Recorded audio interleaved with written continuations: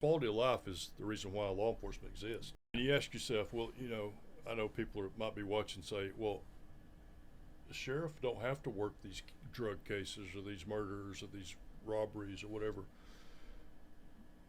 But you have to have an operational knowledge of how they work, or you're not going to know if your people are doing them correctly.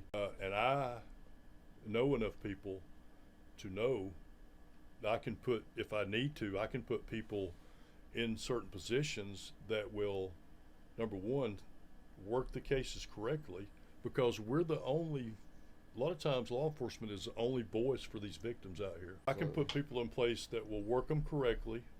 Now, you're not going to solve every case. I'd be naive to think you were, but if you work them correctly, you're going to see results. And by the time it gets to the prosecution part, by the time it gets to the DA's office,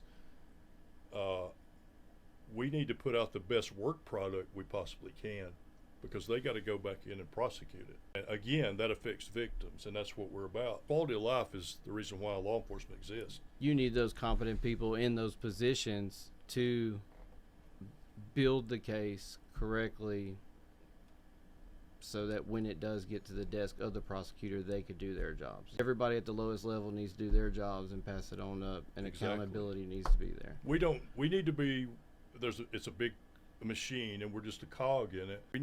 We can't be the weakest cog in that machine. Because you're the base, you're the foundation of the case. That officer on the scene making the arrest or whatever is making that foundation of the case. If it's a weak foundation, or somebody that's not supposed to be in that position at whatever level of the chain it is, it doesn't help the community. That's where it starts.